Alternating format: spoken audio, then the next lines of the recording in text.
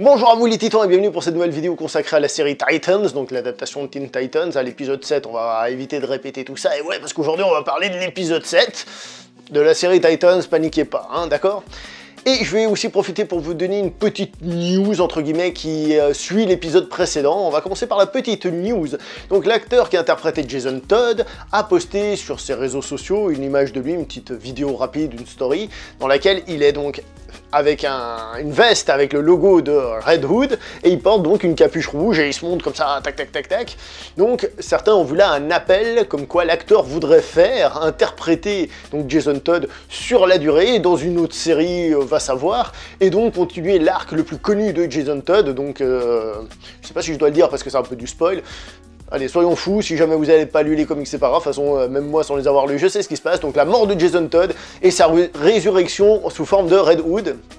Mais évidemment, ceci ne touche pas la série Teen Titans. Vous le savez, dans l'épisode encore d'avant, je ne sais plus exactement lequel, on avait introduit la Doom Patrol pour faire une série, et donc là, ce serait une possibilité qu'on développe quelque chose. Le truc, c'est que je vois pas trop comment développer une série sur Jason Todd en tant que tel. Donc il faudrait peut-être développer une série Batman. Et ça peut être sympa. Il faut savoir que l'acteur a participé à des shows télé où ils lui ont posé la question, et puis il a plus ou moins fait comprendre que oui, ça l'intéresse, mais que c'est pas d'actualité, ce qui est tout à fait normal. Bon, maintenant on va parler de cet épisode 7 de Teen Titans que j'ai encore une fois beaucoup apprécié. Alors soyons clairs, j'ai pas pris un pied intergalactique, mais je trouve que la série arrive à bien mélanger l'aspect action avec l'aspect psychologique. Dans cet épisode, on a encore une fois le personnage de Robin qui est développé, un peu comme dans l'épisode précédent, et celui de Rachel. Et ce qui est intéressant, c'est qu'on a de l'action avec la psychologie qui est là, un petit peu de torture, ça fait toujours du bien. L'épisode est vachement sympa. Il y a quand même 2-3 facilités, 2-3 trucs au niveau des dialogues où il t'explique des choses pour être sûr que tu es bien compris, ou alors par exemple à la toute fin, bien que ce soit visuellement intéressant et on comprend dans quelle direction ça va et que ce soit plaisant, il y a un truc, bah, c'est du full spoil, allez, à la fin quand il voit le costume de Robin en train de brûler, on se dit bon ok, mais c'est marrant que dans toute l'explosion il a réussi à avoir le costume qui lui arrive là en train de brûler. Voilà, il y a des trucs comme ça, il faut arrêter de... Voilà, il faut pas fantasmer plus loin, hein, c'est une série télé, mais c'est une série télé qui a quand même de l'ambition, encore une fois, hein, disons les choses comme elles sont, ça ressemble pas trop à une série télé dans le sens premier du terme, ça ressemble à une de ces séries télé actuelles qui a de l'ambition, et c'est exactement ce qu'on voit ici. Au niveau du personnage de Rachel, donc comme j'ai dit, il est un tout petit peu développé, elle est à la recherche de sa mère, elle découvre ce qui semble être sa mère, je dis ce qui semble être parce que je connais pas les comic books des Titans, des Teen Titans, et donc je sais pas si c'est vraiment sa mère. Quoi qu'il en soit, rien que le nom de famille qu'elle a, sa mère, s'appelle comment? Azarath, un truc comme ça. Je sais pas pourquoi, mais c'est un nom de famille qui, moi, m'inspire pas confiance. S'il y a quelqu'un qui s'appelle comme ça, je suis dans la merde. Non, mais ce que je veux dire, c'est que j'ai l'impression que ça fait assez démon comme nom. C'est pour ça que je dis, moi je serais pas rassuré d'avoir quelqu'un qui s'appelle comme ça dans la famille, on va dire, avec les soucis que tu as.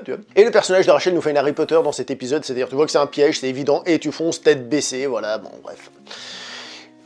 Comme toujours, c'est un petit peu justifié, c'est-à-dire tu te mets à sa place et tu te dis que oui, en effet, je comprends qu'elle fonce, qu'elle a envie de savoir ce qu'il en est. Et là, on pourrait dire qu'il y a un petit souci de communication, c'est-à-dire la personne lui a dit, écoute, on n'a pas encore vérifié tout ça, il faut que tu attendes, mais peut-être lui expliquer, on y va dans, je sais pas, dans 1 heure, dans 2 heures, ou un truc comme ça, enfin, lui expliquer et savoir quand est-ce qu'on agit.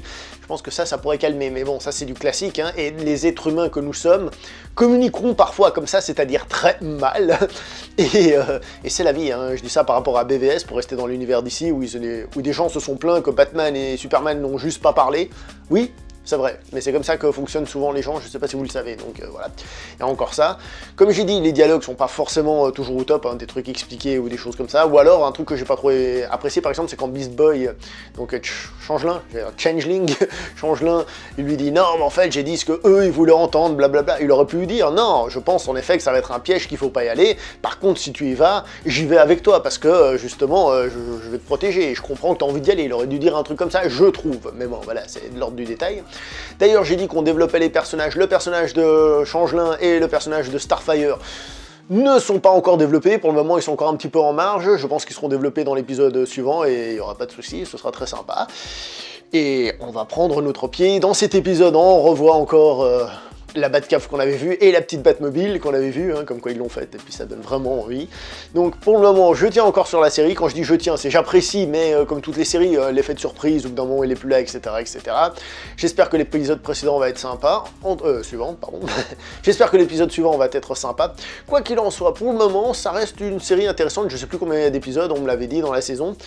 Et peu à peu, on approche de la fin, et ouais, l'histoire avance tranquillement, mais ça avance. Je pense que l'histoire dans toute la saison va pas être très évoluée, c'est-à-dire elle va pas beaucoup avancer. On va finir sur un cliffhanger qui va être sympa, qui va nous donner envie de voir la saison suivante, que, comme vous le savez, elle est déjà commandé. C'est tout pour cette vidéo, on se voit prochainement pour une prochaine vidéo. Dans l'épisode suivant, s'il y aura des choses à raconter, peut-être que je vous remontrerai des comics comme la dernière fois, c'était sympatoche.